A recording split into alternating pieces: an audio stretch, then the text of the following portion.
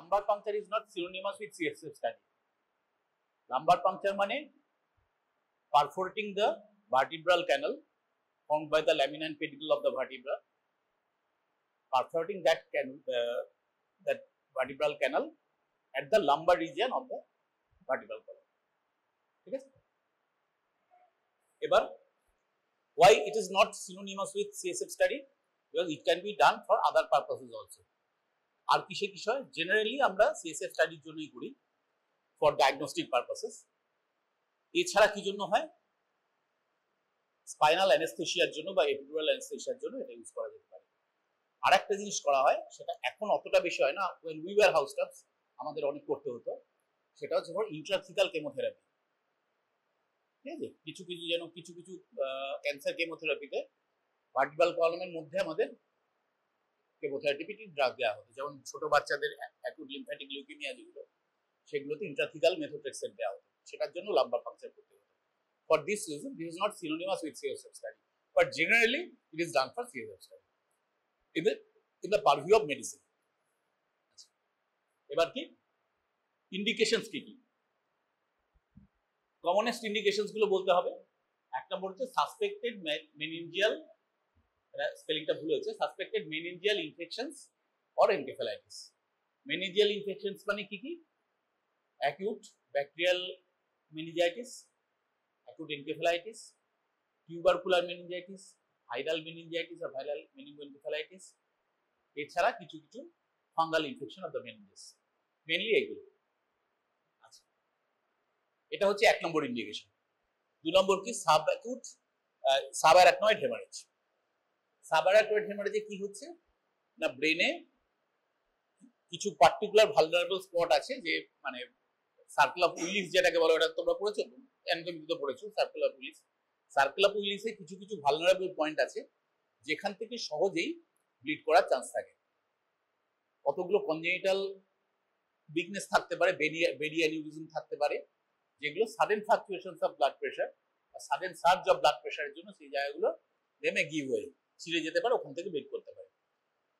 সেটা যদি অল্প অল্প হয়, পেশেন্ট কষ্ট পাবে, there will be severe morbidity, but the patient will not die. কিছুদিন বিছানায় পড়ে থাকবে, চিকিৎসা করলে আস্তে আস্তে আস্তে আস্তে সুস্থ হয়ে লাগবে। It may take weeks, it may take months, but the patient will recover. কিন্তু যদি বেশি হয় subarachnoid haemorrhage, patient may die. ঠিক আছে? তো subarachnoid haemorrhage diagnosis one of the important tools is CSF study through lumbar puncture. এটা city স্ক্যানে সাধারণত অত ভালো বোঝা যায় না, কারণ ফ্লুইডে আর বেশি জমছে কিনা, অল্প মাত্রায় জমলে সেটা তুমি সিটি স্ক্যানে বুঝতে পারবে না, আর সেটা যে জায়গাগুলোতে জমবে সেগুলো সিটি স্ক্যানে অতটা ভালো ভিজিবল নয়। লোয়ার যে পোর্শন গুলো ব্রেনের বা সিস্টার্ন গুলো, এগুলো সিটি স্ক্যানে অত ভালো বোঝা যায় না। বিশেষ করে যদি হেমারেজের মাত্রা খুব কম হয়, তাহলে you cannot differentiate between a normal CSF and a blood thin CSF through CT scan. কাজে সেক্ষেত্রে তোমাকে লাম্বার পাংচার দিয়ে ওটা বুঝতে হবে কি করেছে। আর কি? মাল্টিপল মায়োলোমা, মাল্টিপল স্ক্লেরোসিস, এটা একটা ডিজেনারেটিভ ডিজিজ, ব্রেনের রেয়ার ডিজিজ, কিন্তু সেটারও ডায়াগনোসিস হয় থ্রু লাম্বার পাংচার। কিভাবে হয় আমরা শেষের দিকে বলবো। লেপ্টোমেনিনজিয়াল নিওপ্লাস্টিক ডিজিজ, একটা ইন্ট্রাক্রেনিয়াল ম্যালিগন্যান্সি রয়েছে, সেখান থেকে ম্যালিগন্যান্ট সেলস যদি আমি সিএসএফ এ দেখতে পাই, তার থেকে we can pinpoint that there is a malignancy inside. সেটা কোথায় আছে সেটা আমরা রেডিওলজিক্যালি ধরবো, কিন্তু আছে ম্যালিগন্যান্সি সেটা আমরা সিএসএফ থেকে বুঝতে পারবো। আর কি? Sarcoidosis is a rare disease, just মনে রাখার জন্য, কিছু না। নন ইনফেকশাস মেনিনজাইটিস, কিছু কিছু ডিজিজ আছে যেগুলোতে মেনিনজিয়াল ইনফ্লামেশন হয়, but they are not due to specific pathogens. সেগুলো হতে পারে cerebral lupus, lupus systemic lupus এরিথেমেটোসাসের যে ব্রেন ইনভলভমেন্ট হয়, সেটারও কিছু কিছু ক্লু ওর থেকে পাওয়া যায়। এগুলো রেয়ার ইন্ডিকেশন, সেগুলো মনে না রাখতে পারলেও ক্ষতি নেই। যদি এক্সাম টেবিলে বলতে পারো ভালো, ইটস ইউর ক্রেডিট, কিন্তু না বলতে পারলে বিরাট কিছু যে পেনালাইজ হবে তা নয়। এই শেষের গুলো সার্কয়েডোসিস বা নন ইনফেকশাস মেনিনজাইটিস বা সেরিব্রাল লুপাস, এগুলো বলতে পারলে ভালো, না মনে রাখলেও ক্ষতি নেই, কিন্তু উপরের গুলো যেন মনে থাকে। Meningeal infections, encephalitis, subarachnoid haemorrhage, multiple sclerosis, neoplastic disease, এগুলো বলতে হবে। রিলেটিভ কন্ট্রাইন্ডিকেশন কি? রিলেটিভ কন্ট্রাইন্ডিকেশন হচ্ছে যেখানে আমি নিড প্রিক করবো সেখানে যদি কোনো লোকাল ইনফেকশন থাকে, অবশ্যই করবো না, কারণ আমি বাইরে থেকে ইনফেকশনটা তাহলে আমি সরাসরি ব্রেনে ঢুকিয়ে দিচ্ছি, that will be disastrous for the patient. এক নম্বর। 2 নম্বর হচ্ছে suspected spinal cord mass lesion. Spinal cord যেখানে শেষ হচ্ছে conus medullaris at the level of L1 L2, আমরা করবো তার অন্তত 2 স্পেস নিচে, কিন্তু ওইখানে যদি কোনো মাস থাকে ভিতরে, আমি যদি বুঝতে পারি কোনোভাবে আগে থেকে, একটা এমআরআই হয়তো করেছি বা একটা সিটি স্ক্যান হয়তো করেছি আমি ডর্সাল লাম্বার রিজিয়নে, দেখতে পাচ্ছি ওখানে একটা মাস আছে ছোট বড়, সেখানে আমি নিডল ঢোকাবো না, আর তাহলে I may ensure that and it will lead to seeding of the malignant cells elsewhere. ঠিক আছে। থার্ড থিং, আর সাসপেক্টেড ইন্ট্রাক্রেনিয়াল মাস লিশন, ব্রেনের মধ্যে এখানে যদি কোনো টিউমার থাকে, মাস থাকে, তাহলে এলপি ইজ কন্ট্রাইন্ডিকেটেড। কেন? মাস লিশনে এখানে থাকা মানে intracranial tension will be much raised. Intracranial tension raised হলে কি হবে? উপরে আমার সিএসএফ এর যে টেনশন রয়েছে, প্রেসার রয়েছে, আর আমার ভার্টিব্রাল কলামে যে সিএসএফ এর যে রয়েছে, প্রেসার রয়েছে, দুটোর মধ্যে একটা ইকুইলিব্রিয়াম থাকে। এবার যখন আমি লাম্বার পাংচার করে এখান থেকে ফ্লুইড বার করে নেব, সেটা যত কমই হোক, usually 10 ml to 15 ml fluid is withdrawn, কিন্তু তাহলেও দুটোর মধ্যে একটা তো ডিসব্যালেন্স হবে। তাতে কি হবে? উপরে যদি অলরেডি একটা মাস হয়ে রেজ ইন্ট্রাক্রেনিয়াল টেনশন থাকে, তাহলে এই ডিসব্যালেন্স অফ দ্য প্রেসারের জন্য there may be coning of the brain. Coning মানে কি? ব্রেন স্টেম, যেটা ব্রেন স্টেম বলতে মিড ব্রেন, পন্স আর তোমার মেডাল অবলাঙ্গাটা, এই পোর্শনটাকে তো এই বলে ব্রেন স্টেম বলে। তো ওই অংশটা ভার্টিব্রাল এই ফোরামেন ম্যাগনাম দিয়ে বেরিয়ে আসার একটা টেন্ডেন্সি হবে, এবং মিডাল অবলাঙ্গাটাতে যেহেতু ভাইটাল সেন্টারস গুলো আমাদের থাকে, চাপ পড়লে that may give rise two sudden death. সেই জন্য যদি মাস কিছু থাকে ব্রেনে, বা কোনোভাবে আমরা রেজড ইন্ট্রাক্রেনিয়াল টেনশনের এভিডেন্স পাই ব্রেনে, তাহলে আমরা এলপি করব না, যতক্ষণ আমরা অ্যাসিওর হতে পারবো যে ওটা খুব বেশি ক্ষতি করবে না, বা সেরকম বেশি পেশেন্ট নেই, বা খুব ছোট মাস, সেরকম বড় কিছু না সেটা। আর কি? ব্লিডিং ডায়াথিসিস যদি থাকে, পেশেন্ট যদি জেনারেল কোনো ব্লিডিং ডিসঅর্ডার থাকে, তাহলেও করা হবে না, যাতে ভিতরে সাবডুরাল হেমারেজ কিছু না হয়ে যায়। আমি প্রিক করছি, ডুরা ম্যাটারকে আমি করছি, পেনিট্রেট করছি, সেখানে কিছু কিছু স্লেন্ডার ব্লাড ভেসেলস আছে, তার কোনোটা ইনজিওর্ড হতেই পারে, আমি তো ব্লাইন্ডলি করছি প্রসিজারটা, কাজে সেই ব্লিডিংটা থামবে না তখন, সেটা ভিতরে হতে হতে it may give rise to epidural haemorrhage. সেটার এগেইনস্টে আমার প্রিকশন কি? আমাকে প্লেটলেট কাউন্ট রাখতে হবে মিনিমাম 50,000, আর আইএনআর, ইন্টারন্যাশনাল নর্মালাইজ রেশিও যেটা বলা হয়, it's a measure of the prothrombin time, সেটাকে 1.5 এর নিচে রাখতে হবে। 1.5 এর বেশি মানে তাদের ব্লিডিং টেন্ডেন্সিটা অনেক বেশি। এই দুটো জিনিস এনশিওর করে তবেই আমি এলপি করতে পারবো if there is a bleeding diagnosis. এটা হচ্ছে পজিশনটা। একটা পেশেন্ট নিয়ে আসলে বাচ্চার কাছে ধরে নিয়ে আসুন একটা ওয়ার্ড থেকে, সিস্টারকে বলে বাচ্চা ছোটখাটো পেশেন্ট ধরে নিয়ে আসে, তাহলে বেডে শুয়ে দেখে পজিশনটা দেখিয়ে দেয়। সিস্টারকে বলে একটা ছোটখাটো ছেলে পিলে দিতে, এটা শুয়ে দেখে নেবো, 5 মিনিটের জন্য, বলো 5 মিনিট লাগবে। পজিশনটা কি না? আইদার ল্যাটারাল পজিশন, ল্যাটারাল ডিকুবিটাস, অথবা সিটেড। সিটেড কাদের করা হয়? কমই করা হয়। সিটেড হচ্ছে যারা ওবিস পেশেন্ট, সব বড় বড়, মানে শোয়ানোর মতো কেউ নেই। সিস্টার বলে একজন একটা পেশেন্টকে পাঠাতে বলছে 5 মিনিটের জন্য, 5 মিনিটও লাগবে না, আমি 1 মিনিটে দেখিয়েছিলাম। বসা অবস্থায় কাকে করবো? সিটেড পজিশনে। যে পেশেন্ট ওবিসকে যদি আমি ল্যাটারাল এই পজিশনে শোয়াই, তাহলে কি হবে? তার এমনি চামড়ার তলায় ফ্যাট অনেক বেশি, আমি ঠিক মতো পাবো না। তারপর এই ধরো এখানে ফ্ল্যাঙ্কস এরিয়াগুলো ফুলে থাকবে, একটু বের হয়ে থাকবে, সেখানে আমার লেভেল বুঝতে অসুবিধা হবে, টেকনিক্যালি ব্যাপারটা ডিফিকাল্ট হবে। এই পেশেন্টকে বসিয়ে থাকতে সুবিধা। আর কি না, proper positioning is very important. পজিশনিংটা কি? আমরা যদি ল্যাটারাল ডিকুবিটাসের কথা চিন্তা করি, যে পজিশনে ইউজুয়ালি করা হয়, ফিটাল পজিশনে করতে হবে। পেশেন্টের ব্যাকটাকে যতটা সম্ভব আমাকে ধনুকের মতো বেঁকে দিতে হবে। পেশেন্টকে বলতে হবে তুমি হাঁটু দুটো মুড়ে পেটের কাছে নিয়ে এসো, কাঁধটাকে যতটা সম্ভব নিয়ে এসো, আর মাথাটা যতটা পারো নাও। মাথা নিয়ে খুব বেশি করা যাবে না, কারণ পেশেন্টের in all probabilities patient will have a pathology in the head. তার মাথা ব্যথা থাকবে, পেশেন্ট ডিসওরিয়েন্টেড থাকতে পারে, তুমি যদি সেখানে চাপ দাও তার এখানে কষ্ট হতে পারে, কাজে মাথা বেশি করতে পারবে না।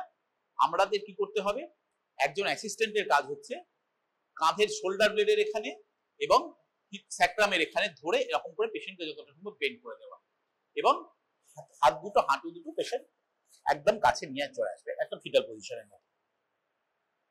সেই সাথে দেখতে হবে কি না, পেলভিক গার্ডল এবং শোল্ডার গার্ডল এই দুটোই যেন ভার্টিক্যালি থাকে, মানে পেশেন্ট এরকম হয়ে কাত হয়ে গেছে শুয়ে সেরকম হলে হবে না। এটা পেশেন্টটা এলে দেখিয়ে দিচ্ছে, আমি দেখাতে সুবিধা হবে। এই হলো আমার পজিশন। এবার আমি কি করব, যেটা বললাম L1 L2 তে আমার কোনাস মেডুলারি শেষ হয়ে যাচ্ছে, আমি তার 2 স্পেস নিচে সেফলি করতে পারি, মানে L4-5 বা L3-4 স্পেসে আমি করতে পারি। ঠিক আছে, সেটা আমি কি করে বুঝবো, আমি ইলিয়াক ক্রেস্টটাকে প্যালপেট করব, পোস্টিরিয়র সুপিরিয়র ইলিয়াক স্পাইন যেখানে আছে সেখান থেকে যদি আমি ভার্টিক্যালি ডাউনওয়ার্ডস আনি, তাহলে ভার্টিব্রাল কলামের যেখানটাতে ওটা করেসপন্ড করবে that is the L3-4 level.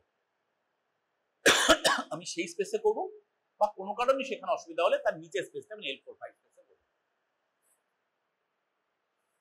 উপরের স্পাইনটা, উপরের স্পাইনাস প্রসেস, নিচের স্পাইনাস প্রসেস দুটোর ঠিক মিড বরাবর সেরকম জায়গাতে, এটা ধরো এটা L3 spinous process, L5 spinous process, তার ঠিক মাঝখানে এরকম জায়গায় যদি খুব ভালো করে আমরা পেশেন্টকে এক্সটেন্ড করি, তাহলে এইখানে একটা ছোট্ট আমি উইন্ডো পেয়ে যাব ভার্টিব্রাল কলামে, which is covered only by the dura mater, arachnoid mater and the pia mater। এখানে বোন কিছু থাকবে না, আমরা একটা ছোট্ট মানে 0.5 সেন্টিমিটার হলো একটা ছোট্ট উইন্ডো থাকবে যেখানে আমি নিডল ঢোকাতে পারবো উইদাউট হিন্ড্রান্স ফ্রম দ্য বোন। ঠিক আছে, এবার কি করব, আমরা জায়গাটাকে ভালো করে অ্যান্টিসেপটিক ড্রেসিং দিতে হবে। যদি আর এটা একটা ইলেকটিভ প্রসিজিয়ার হয়, তো পেশেন্ট আগে থেকেই ভর্তি হয়েছে, আমি ঠিক করেছি বেলা 10টার সময় আমি এটা লাম্বার পাংচারটা করবো, সেখানে আমার হাতে সময় আছে, আমার প্ল্যান করার সুযোগ আছে।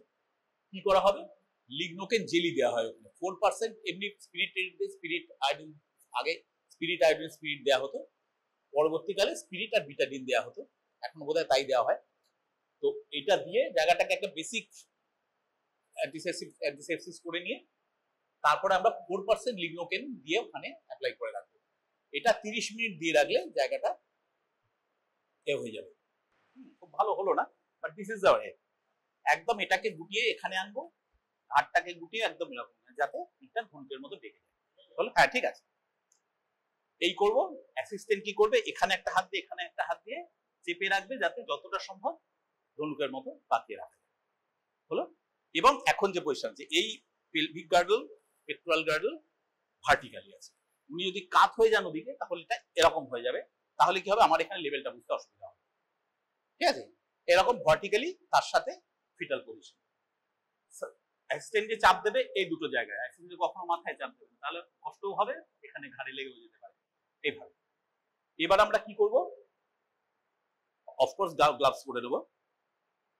আমি এই জায়গাটাতে প্রথমে অ্যান্টিসেপটিক ড্রেসিং দিয়ে দিয়েছি।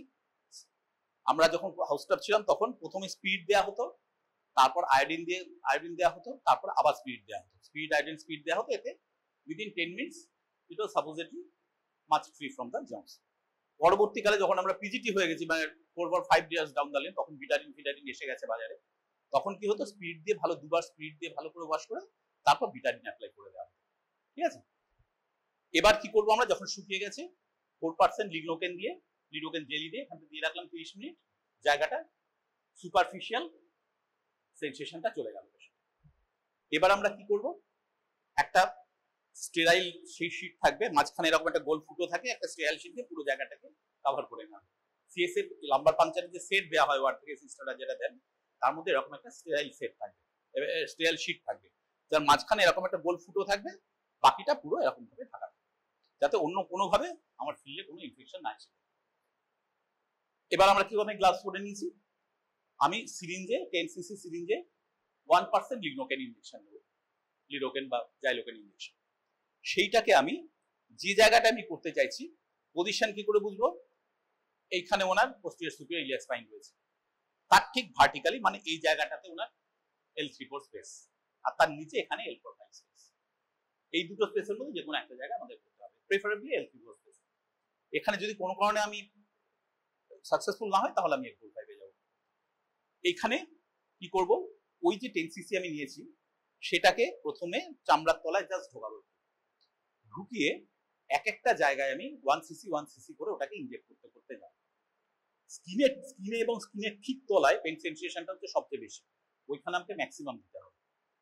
হ্যাঁ, আর এই কথাটা একদম মাথায় গেঁথে রাখো for the rest of your life, lignocaine injection যখনই দেবে ওটা যেন কখনো ভেনে না যায়, ভেনে গেলে ইট মে কিল দ্য পেশেন্ট। আর ওটা তো কার্ডিয়াক অ্যারিথমিয়াজে ইউজ হয়, তুমি ভেনে যদি দিয়ে দাও 1 cc পর্যন্ত গিয়ে it may create havoc in the heart, it may lead to a cardiac asystole. এর জন্য লিগ্নোকেন দেওয়ার নিয়ম হচ্ছে দিলে নিডল ঢোকালে একবার পিস্টনটা টেনে দেখলে কোনো ভেসেলে গেছে কিনা, ব্লাড আসবে তাহলে নিলে, ব্লাড নেই 1 cc পুশ করে দাও, নিডলটাকে এদিকে দাও আরেকবার টেনে দেখে নাও, ব্লাড নেই 1 cc পুশ করো, এদিকে দিলে নিডল ভিতরে ঢোকানো আছে, ঢুকে তুমি একটু এদিকে এদিকে এদিক করে ম্যানিপুলেট করে চারদিকে বিভিন্ন জায়গায় 1 cc করে ছাড়ছো, এরকম করে আস্তে আস্তে ভিতরে ঢুকছো, ঠিক আছে। দিয়ে মোটামুটি পুরো জায়গাটা, তো ওই যে 10 cc নিয়েছো ওটা 10টা 8বার বা 10বার জায়গায় বিভিন্ন জায়গায় ওটাকে তুমি পুশ করে দিও। নিডলটা কিন্তু বার করে আনছো না, পুরো সময়টা স্কিনের ভিতরে আছে, স্কিনের ভিতরে রেখে বিভিন্ন দিকে এটাকে তুমি ইনফিলট্রেট করে দিলে, করে বার করে দিলে। এতে কি হবে, এই জায়গাটা পুরো অ্যানেস্থেটাইজড হয়ে যাবে। That will take ideally 10 minutes, এই 10 মিনিট তোমাকে অপেক্ষা করতে হবে। যদি পেশেন্ট খুব অ্যাপ্রিহেন্সিভ হয় তুমি দরকার হলে পেশেন্টকে একটু মুখে মুখে ওষুধ খাইয়ে একটু সিলেক্ট করে নিতে পারো, ঠিক আছে। আনঅফিশিয়ালি এটা করার কথা নয়। কেন করার কথা নয়, সিলেক্ট করলে তোমার পেশেন্টের কনসাসনেস লেভেল বুঝতে অসুবিধা হবে। একটা মেনিনজাইটিস পেশেন্ট বা এনকেফেলাইটিস পেশেন্ট তার কনসাসনেস লেভেল বাড়ছে না কমছে বা কি হচ্ছে সেটা দিয়ে তো পেশেন্টের ক্লিনিক্যাল ইমপ্রুভমেন্ট বোঝা যায়, তাহলে তোমার আইডিয়ালি সিলেক্ট করাটা কথা নয়। পেশেন্ট বলে না পারছি না, একটু জোরে দিলে না পারছে না, যখন তুমি কনফিডেন্স হবে যে না ঠিক আছে সেনসেশন চলে গেছে, then you start the procedure. তার আগে করবে না, কারণ পেশেন্ট যদি অ্যানেস্থেটাইজ না হয়, লোকাল অ্যানেস্থেশিয়া যদি প্রপার না হয় তুমি করতেই পারবে না, কারণ যেই পেশেন্টের ব্যথা লাগবে পেশেন্ট সোজা হয়ে যাবে, তোমার নিডল একদম বেঁকে চুরে ভেঙেও যেতে পারে, মানে বিপদ হয়ে যাবে। যতক্ষণ না পেশেন্ট ফুললি অ্যানেস্থেটাইজ লোকাল অ্যানেস্থেশিয়া হচ্ছে ততক্ষণ তুমি প্রসিজারটা করতেই পারবে। যখন কনভিন্স হচ্ছে তখন এবার তুমি শুরু করবে। কি দিয়ে করবো, আমরা আগের দিন যেটা লাম্বার পাংচার নিডল আমরা খুঁজছিলাম সেটা আজকেও পাওয়া যায়নি ডিপার্টমেন্টে। This is not a lumber puncture needle, এটা হচ্ছে একটা বোন ম্যারো নিডল, কিন্তু জিনিসটা অনেকটা একই রকম দেখতে বলে এটা আমি ওকে দিয়ে আনিয়েছি। এটা হচ্ছে এই টাইপের একটা হয়, এটা একটা বোন ম্যারো নিডল ছিল না, কিন্তু ওরা বলেছে আজকে নেই, দেয়নি ওকে। যদি পরের দিন পাও একটু নিয়ে এসো, আমি তাহলে দেখিয়ে দেবো তোমাদের, সুবিধা হবে জায়গাতে। এটা বোন ম্যারো নিডল, এখানে ধারের স্ক্রু আছে, এগুলো থাকে না। হ্যাঁ, লাম্বার পাংচার নিডলটা এমনি লম্বা নিডল থাকে, সেখানে মেনলি যে ব্যাপারটা দেখানোর জন্য নিয়েছি, এই যে স্টিলেটটা থাকে ভিতরে, একটা লম্বা নিডল তার মধ্যে এরকম একটা স্টিলেট থাকবে, ধারে এসব কিছু থাকবে না, বেসিক্যালি সরু একটা, আর সেটা অনেক স্লেন্ডার। এটা অনেক শক্ত এবং স্টাউট, কারণ হচ্ছে এটা যেহেতু বোনে ঢোকানো হবে অনেক শক্ত হওয়া দরকার, নিলে ভেঙে যাবে। লাম্বার পাংচার নিডল কিন্তু অনেক স্লেন্ডার, সরু লম্বা, ধারে এগুলো কিছু থাকে না। বেসিক্যালি ব্যাপারটা এরকম আর কি, ভিতরে একটা স্টিলেট থাকে আর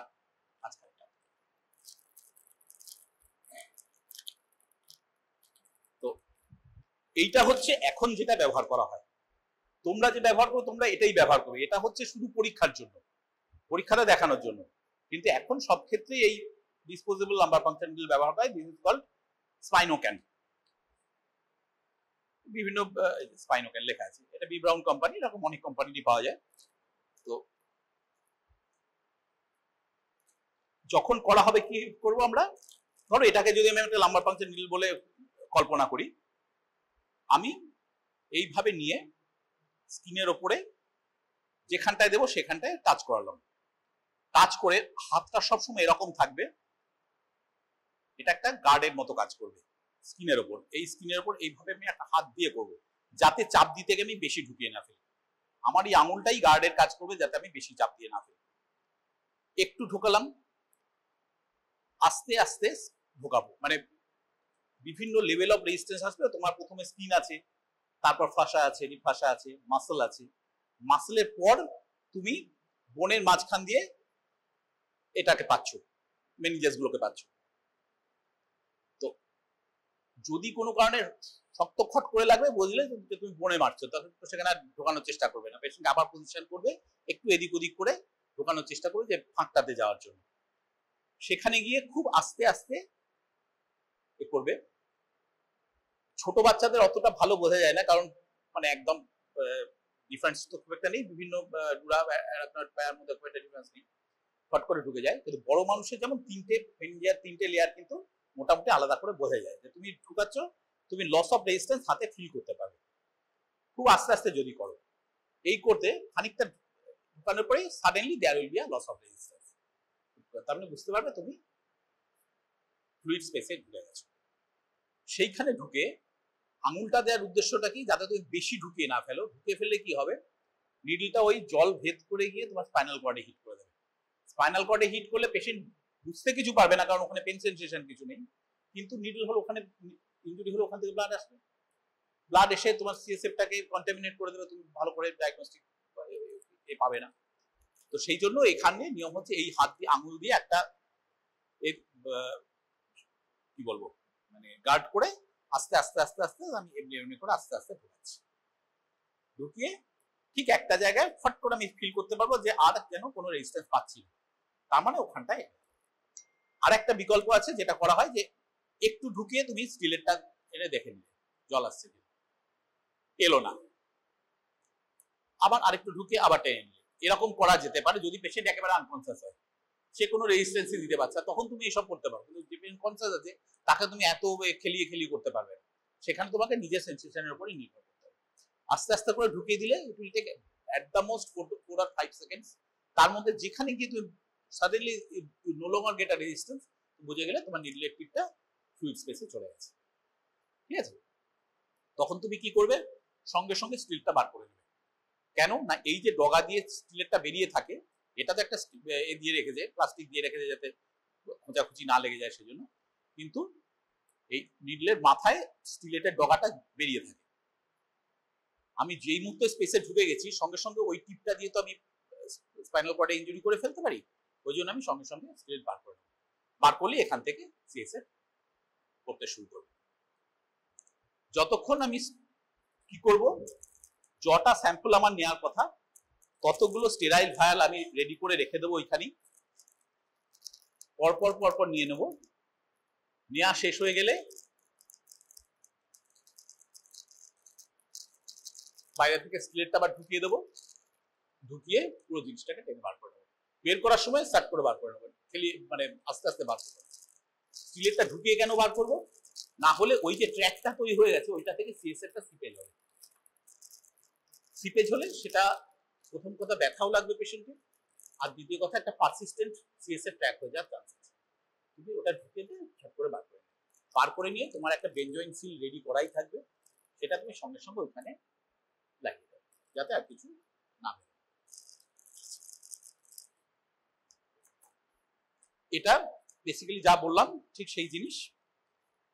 এটা খোলাই হয়ে গেছে, আনস্টেরাইল হয়ে গেছে, কাজে এটা করলে আপনি, এইটা হচ্ছে স্টিলেরটা, এই নিডলটা, এর মধ্যে এই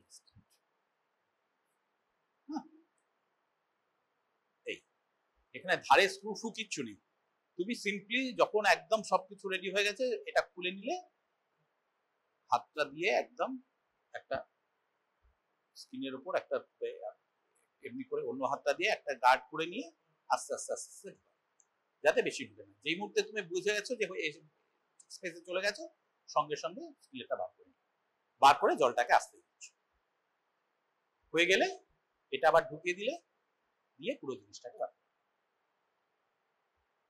দেখতে পাচ্ছ জিনিসটা অনেক স্লেন্ডার। কেন এত স্লেন্ডার কেন, এই ট্র্যাকটা তো একটু এদিক ওদিক ম্যানিপুলেট করতে হবে, কাজে যদি এটা একটু ম্যালিয়েবল হয় তাহলে তোমার ওটাকে ম্যানিপুলেট করতে সুবিধা হবে। আচ্ছা, এইবার হচ্ছে যে কি কি করব আমরা। প্রথম কাজ হচ্ছে থিওরিটিক্যালি, যদিও প্র্যাকটিক্যালি সবসময় করা হয় না ওয়ার্ডে, থিওরিটিক্যালি প্রথম কাজ হচ্ছে যে মুহূর্তে জল আসতে শুরু করলো, সিএসএফ আসতে শুরু করলো, সঙ্গে সঙ্গে প্রথমে সিএসএফ টেনশনটা দেখা, প্রেশারটা। সিএসএফ প্রেশার মাপার জন্য স্পেশালাইজড ম্যানোমিটার থাকে, তা থেকে ওই এটা প্রেশারটা কত সেটা মেজার করা যায়। নর্মালি ওটা 50 to 250 মিলিমিটার অফ ওয়াটার হচ্ছে নর্মাল প্রেশার। সেটা মাপার একটা ব্যবস্থা আছে। এগুলো রিসার্চ পারপাসে লাগে, আমাদের প্র্যাকটিক্যালি ওয়ার্ড ম্যানেজমেন্টে খুব একটা ইউজ হয় না। কিন্তু তুমি বুঝতে পারবে, একটা রুল অফ থাম হচ্ছে, যদি ড্রপ রেটটা দেখে সেকেন্ডে যদি 1 ফোঁটা করে ড্রপ করে, তার মানে এটা নর্মাল। তুমি স্টিলের বার করে নিয়েছো, নীলটা ঢোকানো রয়েছে, তুমি একটা প্রথম ভায়ালটাকে রেখেছো, ওখানে ভায়ালের মধ্যে সিএসএফ কালেকশন হতে শুরু করেছে, তুমি ড্রপ রেট দেখছো টপ টপ টপ করে সেকেন্ডে একটা করে ড্রপ করছে। এটা দেখলে তুমি বুঝতে পারবে হ্যাঁ মোটামুটি প্রেশার নর্মালি রয়েছে। কিছুদিন দেখলে নিজেদেরই ওটা অভ্যেস হয়ে যাবে। হলো। আর কি আমি দেখবো, কালার কিরকম আছে। নর্মালি সিএসএফ কালার হলো অ্যাবসলিউটলি ক্লিয়ার, একদম ক্লিয়ার ওয়াটারের মতো, কোনো রকম টার্বিডিটি থাকবে না, ব্লাড তো থাকবেই না, ইয়েলোনেস থাকবেই না, একদম ক্লিয়ার ওয়াটারের মতো হওয়ার কথা। আর কি, এই দুটোই প্রথমেই দেখে নেব। তারপর আমি যে ভায়ালগুলো কালেক্ট করবো, স্টেরাইল ভায়াল, সেগুলো সব ওই স্টেরাইল ট্রের মধ্যেই তোমার রাখা থাকবে। তুমি একটা একটা করে ওর মধ্যে ধরবে, ধরে কিসের জন্য সেটা কালেক্ট করবে তার উপর নির্ভর করে যে সেটাতে কতখানি স্যাম্পল নেবে। যেমন ধরো সেল টাইপ সেল কাউন্টের জন্য যেটা নেবে, সেটাতে তোমার 2 ml কি 3 ml নেই যথেষ্ট। সেটা তুমি নিয়ে নিলে, প্রথমেই নিয়ে পাশে দিয়ে দিলে তোমার অ্যাসিস্ট্যান্ট সেটাকে, সেও গ্লাভস পরে থাকবে, সে সঙ্গে সঙ্গে ক্যাপ করে দিয়ে রেখে দেবে। তুমি পরেরটা নিলে, এটা ধরো বায়োকেমিক্যাল টেস্টের জন্য নিলে, ইউজুয়ালি প্রোটিন আর সুগার টেস্ট করা হয়, সেটার জন্য এরকম 5 ml মতো নিতে হবে, সেটাও তুমি দিয়ে দিলে। এরকম ভাবে 4-5টা ভায়াল কালেকশন করে তুমি স্টিলে ঢুকে ক্যাপ করে বার করে নেবে। পুরো প্রসিজিয়ারটা অ্যানেস্থেসিয়া হয়ে যাওয়ার পর বাকি পুরো প্রসিজিয়ারটা হতে 2 থেকে 3 মিনিটের বেশি লাগা উচিত নয়। হলো।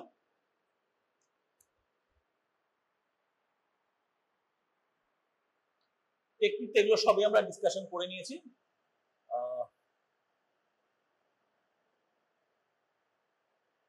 ঠিক আছে, এগুলো সবই বলা হয়ে গেছে। কি কি টেস্ট করবো, প্রথম কথা হচ্ছে যেগুলো রুটিনলি প্রত্যেকটা কেসে করা হয়, একটা হচ্ছে সেল টাইপ আর সেল কাউন্ট, আদৌ কোনো সেল আছে কিনা, থাকলে কি টাইপের সেল, পলিমর্ফ না লিম্ফোসাইট, এটা দেখতে হবে। সেলের কাউন্ট কত, এই ইন্টারপ্রিটেশনটা আমরা পরে আসছি। নেক্সট হচ্ছে বায়োকেমিস্ট্রি, প্রোটিন আর সুগার কত আছে। আগে ক্লোরাইডও দেখা হতো, এখন আর ক্লোরাইড অতটা দেখা হয় না। আর কি, গ্রাম স্টেন, জেরেন স্টেন। তারপর কি, ব্যাকটেরিয়াল কিংবা fungal or viral or mycobacterial culture করা হয়। একটা স্যাম্পল দিয়ে দেওয়া হবে, সেটা কালচারে থাকবে, 2-3 দিন বাদে সেটা রিপোর্ট পাওয়া যাবে। পিসিআর করতে হবে for micro organisms, viral culture করতে হতে পারে, পিসিআর করতে হতে পারে, হারপিস সিমপ্লেক্সের জন্য পিসিআর করার দরকার হতে পারে। Smear for gram stain and acid fast stain বললাম আগেই। ভিডিআরএল টেস্ট আগে করা হতো ফর নিউরোসিফিলিস, এখন আর দরকার হয় না। ক্রিপ্টোকক্কাল অ্যান্টিজেন্স, গামা গ্লোবুলিনস, এগুলো দেখা হয় রেয়ার কেসে, কারণ গামা গ্লোবুলিন, অলিগোক্লোনাল ব্ল্যান্ড, এগুলো ওই মাল্টিপল স্ক্লেরোসিসের জন্য দরকার হয়। তাছাড়াও সাইটোলজি কিছু ক্ষেত্রে দরকার হতে পারে। Very important is malignant cells. যে কটা জিনিস আমরা রুটিনলি করি, সেটা হচ্ছে cell type, cell count, protein, sugar, malignant cell, gram stain, জেরেন স্টেন এন্ড কালচার। এই কটা তোমাকে রুটিনলি সব কিছু করতে হবে। বাকিগুলো তোমার অ্যাকর্ডিং টু তোমার সাসপিশন, তুমি এক্সট্রা কিছু করতেও পারো, নাও করতে পারো, সেগুলো অন্য কথা। তুমি যদি মাল্টিপল স্ক্লেরোসিস সাসপেক্ট করে থাকো, একটা ডিজেনারেটিভ ডিজিজ তুমি সাসপেক্ট করছো, সেক্ষেত্রে তুমি তখন অলিগোক্লোনাল ব্যান্ডস করতে দেবে, এই তোমার তারপর গামা গ্লোবুলিনস করতে দেবে, ওগুলো আলাদা। কিন্তু বেসিক ওই কয়েকটা জিনিস তোমাকে দেখতেই হবে। প্রসিজার হয়ে যাওয়ার পর এবার আমরা কি করব, পেশেন্টকে শুইয়ে রাখতে হবে। হ্যাঁ, পেশেন্টকে শুইয়ে রাখতে হবে অন্তত 1 ঘন্টা, না হলে কি হবে, patient will have post LP headache. Post LP headache is very important, অনেক পেশেন্টের হয়, বাচ্চাদের বেশি হয়। তার কারণ কি, তাদের যেটা total CSF volume relative to that তুমি যতটা বার করলে সেটা একটু বেশি, আমি একটা বড় মানুষ, আমার 150 ml সিএসএফ আছে, তার মধ্যে থেকে 10 to 15 ml নেওয়া হলে সেটা রিলেটিভলি একটা স্মল অ্যামাউন্ট। কিন্তু একটা বাচ্চার হয়তো টোটাল 50 ml সিএসএফ আছে, তার থেকে আমি যদি খুব কম করে 10 ml ও নিই তাহলে দ্যাট ইজ 20%, তাতে ওর অনেকটা বেশি হবে। কাজেই সিএসএফ এটা সিএসএফ এই হোস্টেলকে হেডেকটা আমার সময় অনেক বেশি হয়। তাকে কি করতে হবে? হ্যাঁ, কেন হয়? কারণ হচ্ছে cause is decrease in CSF pressure. ভিতরে একটা ক্লোজ স্পেস, সেখানে সিএসএফ প্রেশার কমে গেল মানেই যে ভেসেলগুলো আছে, ব্লাড ভেসেলগুলোর উপর একটা আউটওয়ার্ড ট্র্যাকশন হচ্ছে, তার জন্য তার একটা হেডেক। এর জন্য কি করে আমরা পেশেন্টকে শুয়ে রাখবো ফর অ্যাটলিস্ট 1 আওয়ার। আমরা স্যাম্পল সাইজটাকে যতটা সম্ভব কম রাখার চেষ্টা করব। আর কি, জল খাবো বেশি করে, অ্যাডিকুয়েট হাইড্রেশন, যাতে ওই সিএসএফ লিক যেটা হয়ে গেছে সেটা দ্যাট ভলিউম ইজ কুইকলি রিপ্লেনিশড। এতেও যদি না হয়, we may have to give some analgesic. Oral analgesic usually use করা হয় প্যারাসিটামল বা ক্যাফিনও দেওয়া হয় কিছু কিছু ক্ষেত্রে। এতে যদি না হয়, বেশি যদি হেডেক হয়, তাহলে occasionally caffeine 50 milligram in 500 ml, 50 milligram in 500 ml NS বলে সেটা ওভার 2 আওয়ার্স ওটাকে ইনফিউজ করা হয়। এতে আস্তে আস্তে ব্যথাটা ইউজুয়ালি চলে যায়। আর রিস্ক অফ কোনিং তো আগেই বলেছি। যদি খুব এ থেকে যে মানে একদম নেগলেক্টেড একটা এ ছিল, মাস ছিল, পেরিয়াল মাস, আমরা আগে খেয়াল করিনি বা খুব র্যাশ ওয়েতে করেছি, দেখিনি ও সমস্ত আছে কি নেই, ইন্ট্রাক্রেনিয়াল টেনশন বেশি ছিল, আমি খেয়ালই করিনি, এদিকে 15-20 ml ফ্লুইড বার করে নিয়েছি, বা ফ্লুইডটা লিক করছিল, ঠিক মতো অ্যাডিকুয়েটলি ওটাকে সিল করিনি। এইসব হলে কি হবে, ওপরের প্রেশার নিচের প্রেশার তুলনায় অনেকটা বেশি হবে, পুশ করে একটা কোনিং করে দেবে। ঠিক আছে,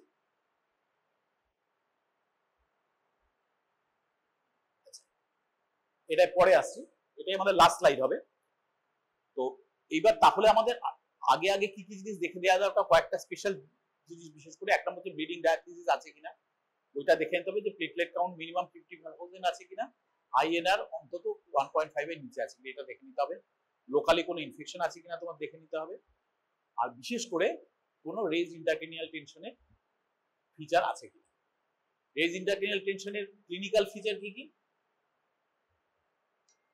কনসাসনেস লেভেলটা অল্টার্ড হবে, তার কোনো ল্যাটারালাইজিং ক্লিনিক্যাল নিউরোলজিক্যাল সাইন থাকতে পারে, ক্রেনিয়াল যে নার্ভগুলো কোনো অ্যাবনর্মালিটি তুমি দেখতে পাচ্ছ, কোনো পলসি দেখতে পাচ্ছ কিনা। একটা যদি থার্ড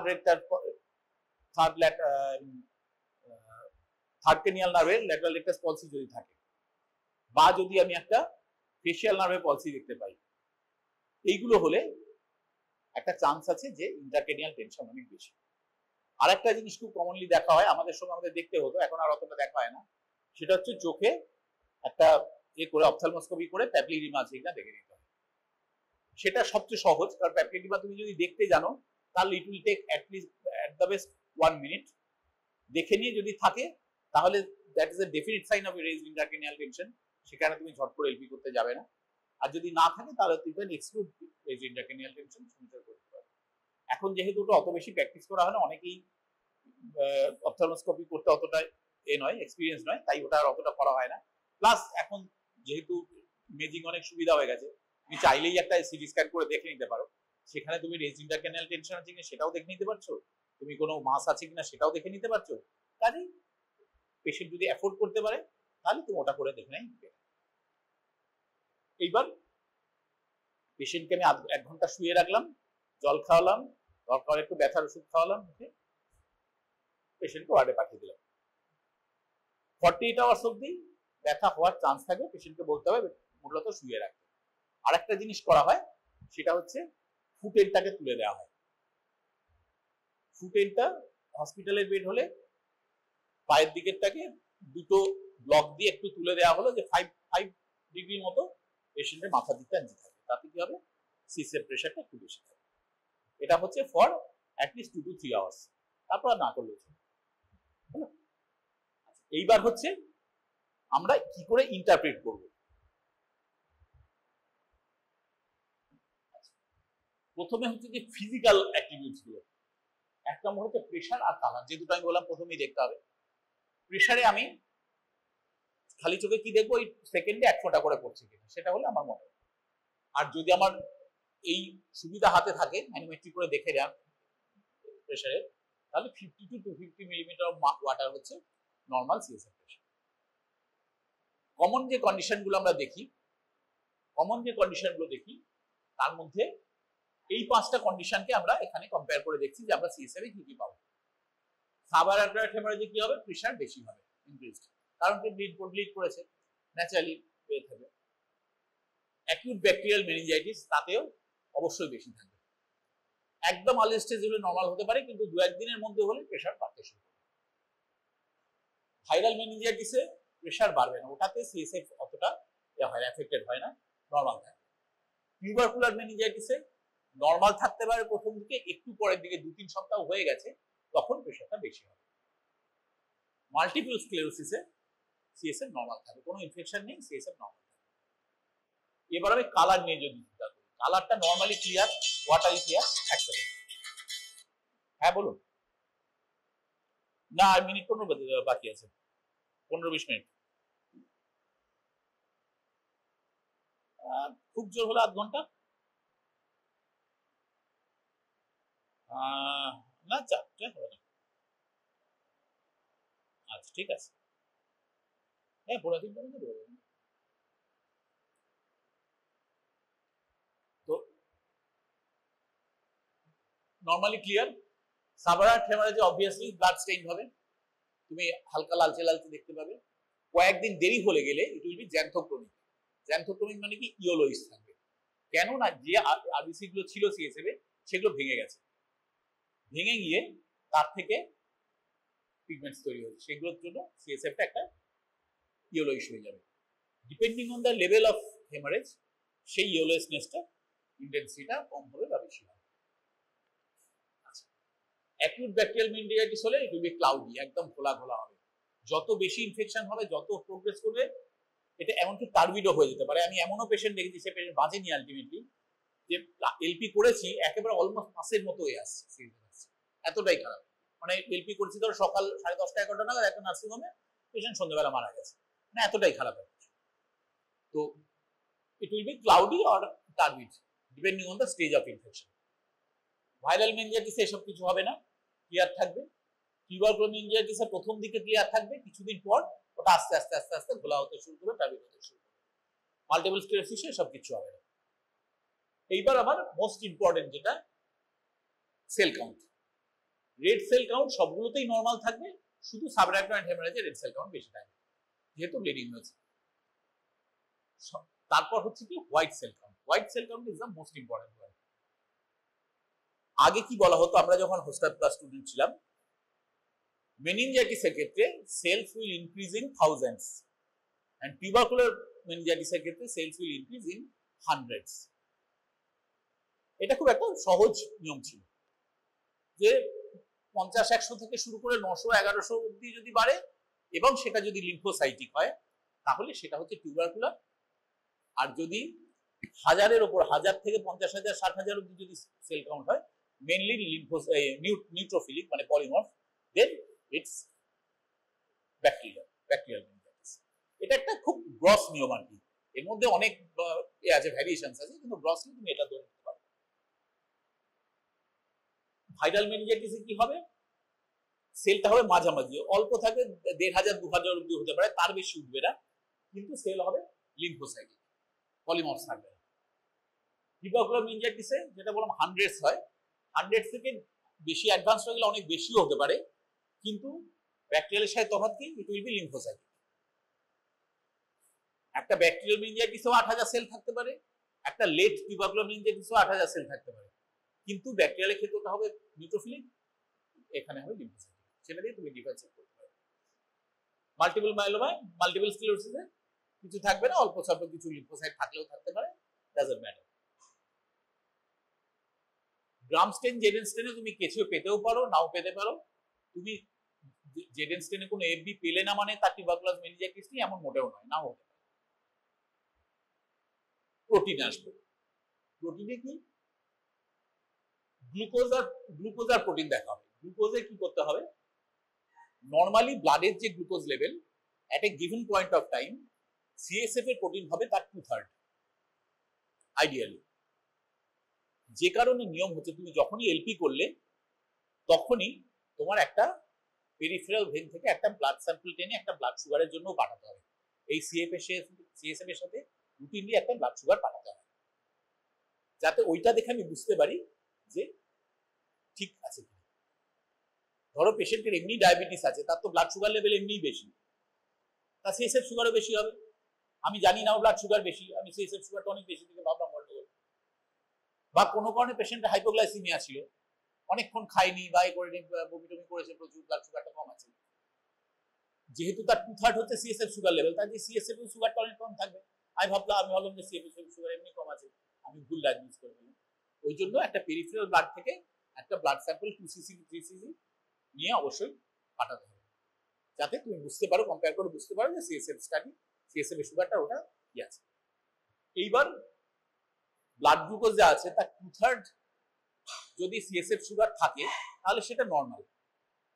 আমার ব্লাড সুগার আছে ধরো র্যান্ডম একটা সুগার করেছে আমি 120 মিলিগ্রাম পার্সেন্ট আছে, আমি সিএসএফ এর সুগারটা পেলাম 80 কি 85, ইটস নরমাল, আর 2/3 হলো।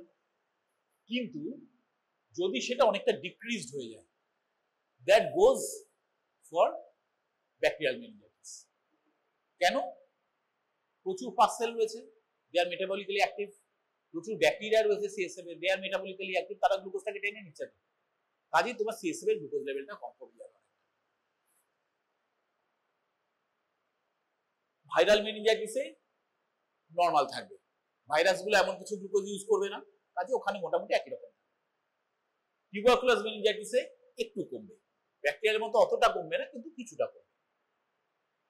মাল্টিপল স্ক্লেরোসিসে কিছুই হবে না, কারণ ওখানে অ্যাক্টিভ সেলস কিছুই নেই। প্রোটিনে কি হবে? প্রোটিনে বলা হয় যে লেস দেন, এটা গ্রাম পার লিটারে দেখিয়েছে, যদি মিলিগ্রামে ভাবো, মিলিগ্রাম পার ডেসিলিটারে যদি ভাবো, তাহলে 45 মিলিগ্রাম পার ডেসিলিটার এর নিচে থাকার কথা নর্মালি। এবার যেগুলো আমি দেখছি প্রায় প্রত্যেকটাতেই প্রোটিন বেশি থাকবে। ব্যাকটেরিয়াল মেনিনজাইটিসে অনেক বেশি থাকবে, ভাইরালে অতটা বেশি থাকবে না, নর্মাল বা ইনক্রিজড। সাবআরক্টাইন হেমারেজেও ইনক্রিজ থাকবে, কারণ যেহেতু ব্লিডিং হয়েছে তার থেকে প্রোটিন অনেকটা এসছে। আর এমনি ধরো প্লাজমাতে প্রোটিন থাকার কথা, সেটা সিএসএফ এসে গেছে, কাজেই সিএসএফ এর প্রোটিন লেভেলটা বেড়ে গেছে। ব্যাকটেরিয়ালে অনেকটা বেড়েছে। ভাইরাল মেনিনজাইটিসে নর্মাল থাকতে পারে বা সামান্য একটু বাড়তে পারে। টিউবারকুলাস মেনিনজাইটিসে প্রথম দিকে বাড়বে না, প্রথম 7-10 দিন হয়তো অতটা থাকবে না, তবে যত ডিজিজ প্রোগ্রেস করবে তত ওখানেও এফবি পপুলেশনটা বাড়ছে, কাজেই ওখানেও প্রোটিনটা বাড়বে। মাল্টিপল স্ক্লেরোসিসে প্রোটিন বাড়বে।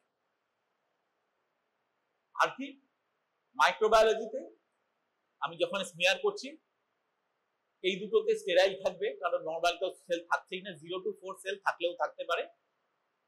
সাবআরক্টাইন হেমারেজ 0 to 4 আরবিসি ডব্লিউবিসি থাকতে পারে নরমাল কনস্টিটিউয়েন্ট, কিন্তু ব্যাকটেরিয়াল মেনিনজাইটিস অর্গানিজম আমি দেখতে পাবো গ্রাম স্টেনে।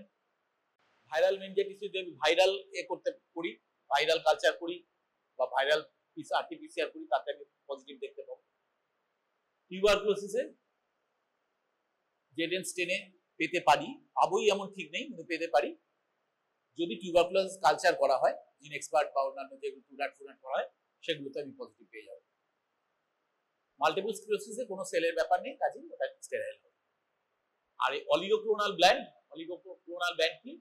সিএসএফ এর ইলেকট্রোফোরেসিস করে তার মধ্যে নানা ধরনের প্যারাপ্রোটিনস পাওয়া যায়, সেটা পজিটিভ হবে মাল্টিপল স্ক্লেরোসিস।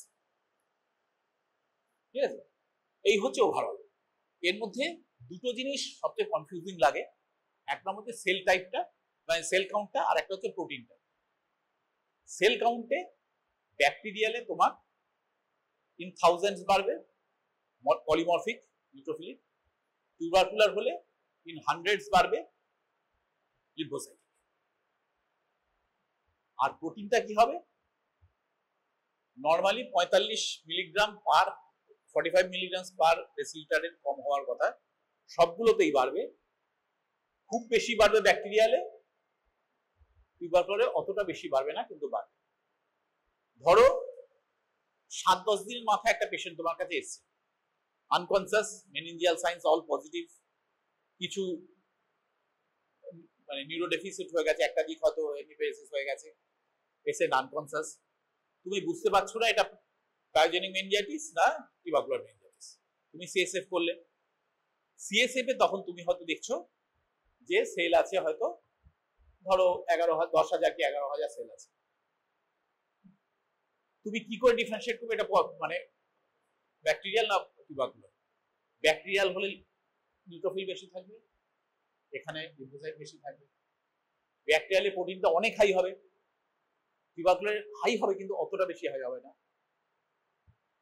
ব্লাড সুগারটা, সিএসএফ সুগারটা অনেকটা কম থাকবে এর থেকে ব্যাকটেরিয়াল মেনিনজাইটিসে, টিউবারকুলারে কিছুটা কম থাকবে কিন্তু অতটা কম থাকবে। মেইনলি এই তিনটা দিয়ে তুমি ডিফারেন্সিয়েট করতে পারবে। আর একটা জিনিস থিওরিটিক্যালি সেটা হচ্ছে অপথ্যালমোস্কোপি করলে কোরয়েড টিউবারকলস বলে একটা জিনিস দেখা যায় চোখের মধ্যে। কোরয়েড টিউবারকলস যদি দেখতে পাও অপথ্যালমোস্কোপি করে, that is diagnostic of tubercular meningitis, particularly miliary tuberculosis. কিন্তু সেগুলো অনেক লেট ফাইন্ডিং, সবসময় পাওয়া যায় না, more of A theoretical importance. তোমার একটা এমসিকিউ কোশ্চেন আসতে পারে যে প্র্যাকটিক্যাল লাইফে খুব একটা কাজে লাগে। তো এই হচ্ছে ব্যাপার। এর মধ্যে আর দুটো জিনিস আমরা জাস্ট ডিসকাস করি, মোটামুটি এটাই আমাদের সব। এর সাথে আর দুটো জিনিস ডিসকাস করার, এক নম্বর হচ্ছে যে ধরো নিডল ঢোকা থেকে আমি কোনোভাবে একটা ট্রমা করে ফেলেছি, আমি খুব সাবধান হয়েও এদিক ওদিক খুঁচিয়ে ফেলেছি, হয়তো স্পাইনাল কর্ডের গায়েও খোঁচা মেরে দিচ্ছি, যার ফলে ব্লিড করছে। আমি প্রথমেই দেখছি যে জলটা আসছে ব্লাড টিঞ্জড, আমি কি করবো? বন্ধ করে দেবো, পরে 2 দিন বাদে আবার করবো, বলা খুব সোজা। কিন্তু সে এমনি একটা মানে এলপি করা খুব টাফ ব্যাপার, মানে পেশেন্ট তোমাকে কোঅপারেট নাও করতে পারে, পেশেন্ট খারাপ হয়ে যেতে পারে, তুমি মানে 2 দিন অপেক্ষা নাও করতে পারবে, পেশেন্ট ক্লিনিক্যালি এতটাই খারাপ। কাজে কি করবে? প্রথম কথা হচ্ছে তুমি যেটা করবে যে একদম ব্লাড আসছে এরকম না, জাস্ট একটু হালকা রক্তের মতো আসছে, সেক্ষেত্রে তোমার প্রসেসটাকে অ্যাভয়েড করার দরকার নেই। তুমি একটা ভায়ালে একটু হতে দাও, যদি একটা খুব মাইনর কোনো খোঁচা লেগে থাকে তাহলে সামান্য হেমারেজ হবে, সেটা আস্তে আস্তে আস্তে আস্তে ওটা শুকিয়ে যাবে, তুমি তারপর দেখবে মোটামুটি ক্লিয়ার ফ্লুইড আসছে। সো প্রথমটাকে তুমি ডিসকার্ড করে দাও, তারপরে বাকি স্যাম্পলগুলো নিয়ে নাও। এটা সবচেয়ে কমনলি আমরা যেটা করে থাকি যদি খুব ট্রিভিয়াল একটা ট্রমা হয়।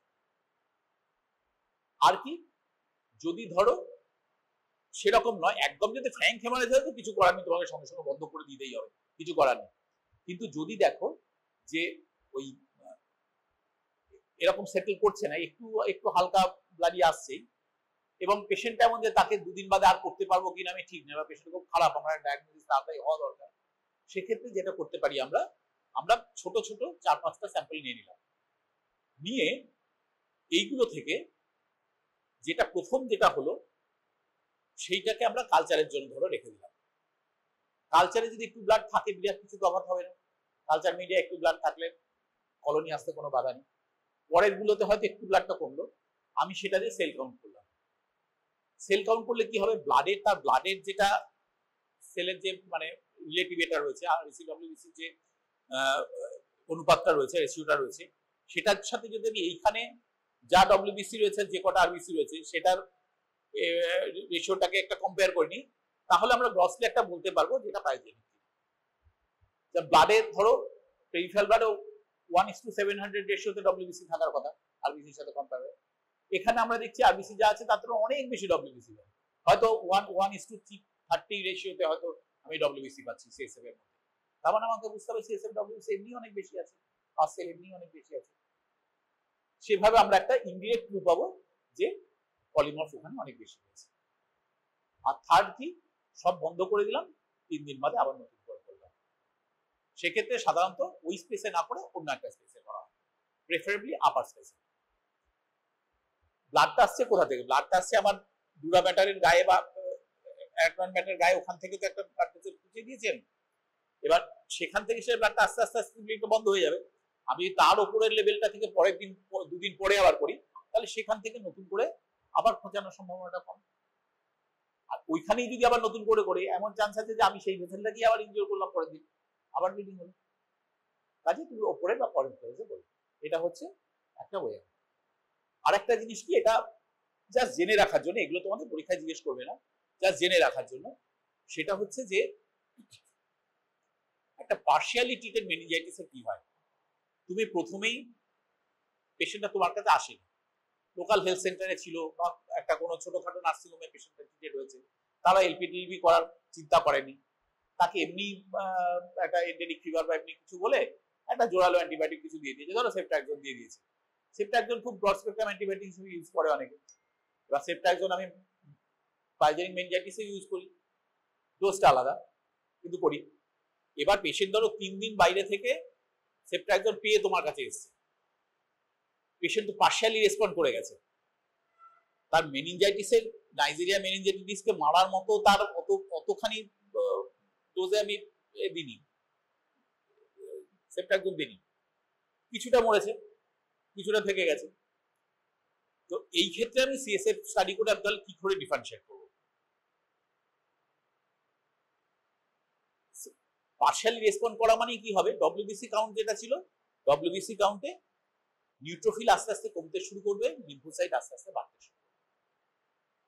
ধরো শুরুতে 10,000 সেল ছিল পার কিউবিক মিলিমিটার, 10 বা পার হাইপারফিল 10,000 সেল ছিল। যত পেশেন্ট ক্লিনিক্যালি রেসপন্ড করছে তত 10,000 সেলটা ধরো নেমে 2,000 এসে গেছে, এবং তার নিউট্রোফিল যত ছিল, নিউট্রোফিলের পার্সেন্টেজ হয়তো 90% ছিল, সেটা কমে 60% এসছে, লিম্ফোসাইট আস্তে আস্তে বাড়তে বাড়তে। এইবার এমন একটা সময় আমি 4-5 দিন বাদে পেয়েছি, তখন নিউট্রোফিল লিম্ফোসাইট মোটামুটি অলমোস্ট মানে এই একটু কম বেশি আছে। তাহলে তুমি টিউবারকুলার মেনিনজাইটিসের সাথে তখন তফাৎ করবে কি করে? বুঝতে অসুবিধা হবে। এই জিনিসগুলোকে ক্লিনিক্যালি কোরিলেট করতে হয়, কি ছিল কি হয়েছে। 3 দিনের মধ্যে পেশেন্ট ক্লিনিক্যালি অনেকটা ইমপ্রুভ করে গেছে, তার কনসাসনেস অনেকটা ইমপ্রুভ করে গেছে, এটা তো টিউবারকুলার মেনিনজাইটিস হওয়ার কথা না। আমি এটিডি দিইনি, অথচ 3 দিনের মধ্যে পেশেন্টের কনসাসনেস লেভেল অনেকটা ইমপ্রুভ করে গেছে, তার সেল কাউন্ট অনেকটা কমে গেছে, তার কিছু হয়তো নিউরো ডেফিসিট ছিল সামান্য, সেটা কিছুটা ইমপ্রুভ করে গেছে, এটা হওয়ার কথা না। So indirectly that goes in favour of acute bacterial meningitis, এরকম ভাবে। তো এইগুলো যত কাজ করবে তত কাজ করলে আস্তে আস্তে আস্তে আস্তে ডিফারেন্সিয়েট করতে বুঝতে হবে। This all depend on the এক্সপিরিয়েন্সে, যত পেশেন্ট ম্যানেজ করবে, যত পেশেন্ট থাকবে, তত এগুলো আস্তে আস্তে সেন্স করতে হবে। এগুলো যা জেনে রাখার জন্য আর কিছু না। মূল ব্যাপার হচ্ছে তোমাকে এখানে যেটা জানতে হবে, প্রসিজিয়ারে যদি তোমাকে জিজ্ঞেস করো what is lumber puncture, lumber puncture দেখেছো করতে? হ্যাঁ দেখেছি স্যার। বলেছো যে না স্যার আমাদের করতে দেওয়া হয়নি, তোমার করার কথা নয়, ওটা ইন্টারনেট করার কথা। তুমি যদি বলো করিনি, তোমার কোনো ডিসক্রেডিট নেই, কিন্তু হ্যাঁ স্যার করেছি, দেখেছি। বলো পজিশন কি রকম হয়, বলো, তুমি পজিশন দেখিয়ে দিলে। কি কি কারণে, টেল মি ফিউ ইন্ডিকেশনস, কি কি কারণে করা হতে পারে? Sir for diagnostic and therapeutic. Therapy যখনই তুমি বলবে থেরাপিউটিক, বলে বাবা সেটা বেশ ভালো ছিল, তো থেরাপিউটিক কি কি, তুমি থেরাপিউটিক কি কি জানো? স্যার স্পাইনাল অ্যানেস্থেসিয়া করতে হতে পারে, এপিডুরাল অ্যানেস্থেসিয়া করতে হতে পারে, আর আমি শুনেছি কিন্তু দেখিনি ইন্টারথিকাল মেডিকেশনস এর জন্য ইউজ করা হতো, আমি দেখি। খুব ভালো কথা। তুমি ডায়াগনস্টিক কি কি কারণে করবে বলে দিলে, 5-6টা কারণ। হোয়াট আর দ্য কন্ট্রাইন্ডিকেশনস বলে দিলে। আচ্ছা যদি ব্লিডিং করে থাকে তুমি কি করবে, কখন তুমি ব্লিডিং ডায়াগনোস আছে তুমি করবে না, তুমি বলে দিলে যে আমাকে এই দেখতে হবে, এর যদি কম হয় 50,000-এর উপর প্লেটলেট কাউন্ট হলে আমি করবো, আইএনআর 1.5 এর নিচে হলে করবো। খুব ভালো কথা। সিএসএফ এ তখন তোমাকে হয়তো এই টেবিলটাকে তোমাকে ভালো করে মাস্টার করতে হবে, ঠিক আছে? এই টেবিলটা তোমরা মেডিসিন কি বই পড়ো, মেডিসিনের টেক্সট বই কি করো? ডেভিডসন পড়ো। এটা আমার ডেভিডসন থেকে নেওয়া, এক এডিশন ব্যাক, যদিও এই এডিশনে কি আমি জানি না এই টেবিলটাই আছে কিনা, মোটামুটি এটাই থাকবে, এটা খুব একটা চেঞ্জ হওয়ার কথা নয়। এই টেবিলটাকে ভালো করে একদম মনে গেঁথে নেবে, ঠিক আছে? এইগুলো, এই কটা জিনিস যদি মোটামুটি ঠিকঠাক করে বলে দিতে পারো, আর কিছু এ করবে না, সব ঠিক আছে। বেশ, বলো আর কিছু জানতে চাও বলি সেটা।